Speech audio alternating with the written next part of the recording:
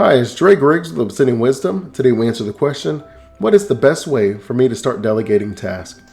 Delegating task is you saying as a business owner that I am no longer going to be the end-all be-all. I'm not going to be a solopreneur.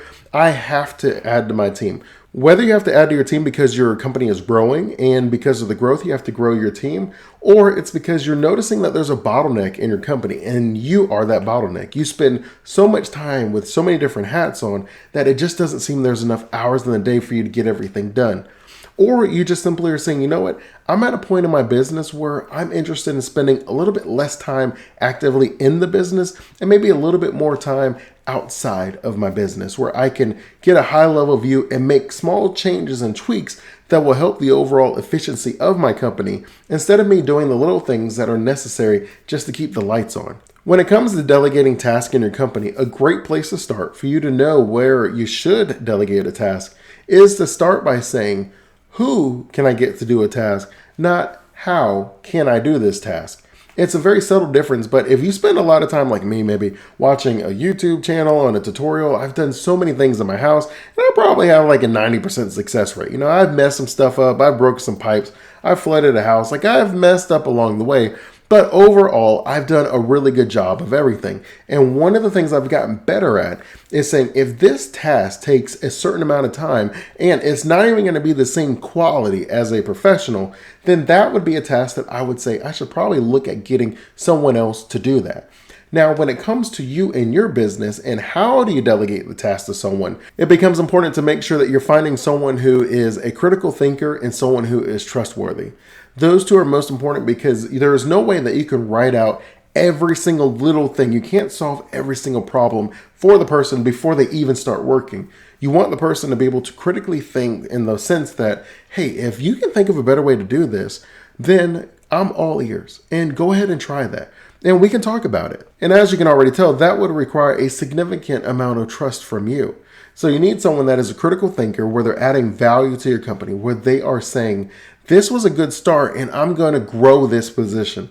Almost an entrepreneur mindset in many ways, but it's okay just to search for a critical thinker. Once you find a critical thinker and someone that you can trust, it's important that you set them up on a weekly schedule. And what I mean is you need to meet with them on a regular basis. You need to be able to have feedback and metrics. What does success look like? And you want to be able to get their feedback. Hey, what did you see this week? What is it that you think we could do better? What is it that you need help with? By checking in on the person, they don't feel like they're all alone, but you're not micromanaging where you're checking in too often. But by checking in once a week, you can check with them. Say, hey, is once a week good for you? Am I able to answer your questions? Do you want to set up some other way for us to be able to engage with each other? Now, naturally, that also is tied to your schedule. The whole reason that you added someone is because you were running out of time to be able to manage it that actively. But you do know in the early going, you're going to have to invest a little bit more time in the person. Putting the time in the beginning is going to set you up for long-term success, no doubt. The third thing that I like to do is from each meeting, based on the feedback that I get, I will make a video tutorial to explain it to them. I rarely would just go over it one time in the meeting because they may have a question again and again and again. And so I would create a library where I'm like, hey, this is the question that you had. This is how I do it. This is my thought process. Sometimes I just talk about myself a little bit where there is value in them understanding what your goals are, what your vision is, and how they can help you accomplish it versus giving them a task. And then they're like, okay, I did my task. What do I do next? Well, I did that task. What do you want me to do now? When you spend the time getting them to understand the vision, it then gives them the freedom to say, I have a few ideas that can help us accomplish that vision, where they are a process owner. You don't want the person to feel like they just are doing tasks, and as they finish the task, they check it off, and then they check in with you.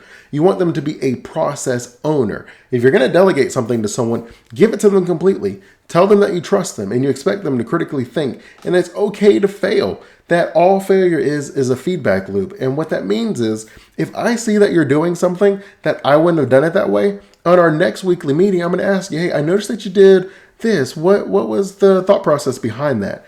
And as they explain that, you'll say, wow, that's actually a pretty good idea. I normally do it this way, and this was my thought process. To where nobody feels like they have to defend themselves. And I'll let you in on a secret. They say don't ask people why they did something.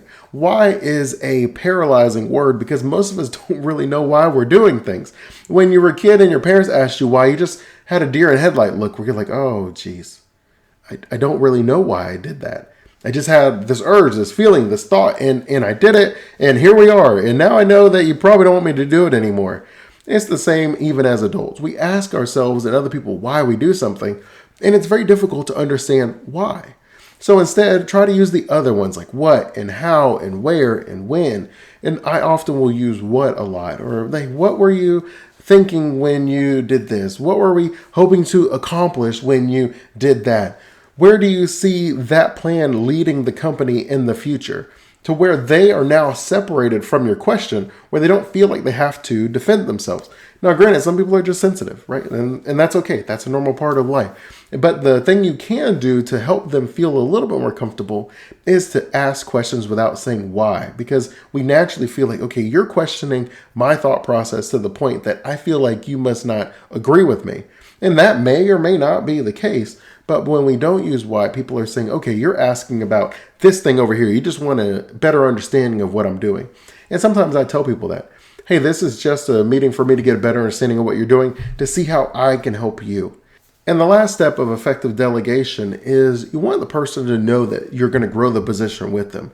That we're going to start it off small. We're going to start with a few things. We're going to see if you like it because you may feel that I didn't give a clear picture of the role. Let's check in, see if you like it. I'll see if I still think you're a best fit or we're just feeling each other out. And as we feel each other out, I'll add more work. And you just let me know. Like, my goal isn't for you to freak out and get scared away, but I do want to make sure that you feel engaged and challenged. So I don't want you to be bored and I don't want you to feel overwhelmed. So we're just going to have these meetings. And as you say, I got that. We're going to add another step to the process and another step to the process and another step.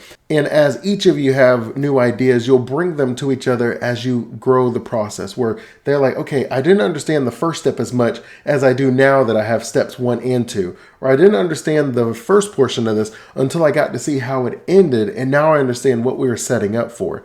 You don't want to overwhelm them with all the information ahead of time, but innately, all humans want progress. We want to feel like we're moving towards something. So advancement and feedback and praise and new opportunities are important. Where if you're delegating responsibilities that will provide an immediate benefit to your company, that person is going to feel that their work is valuable. They can see the results of what they're doing.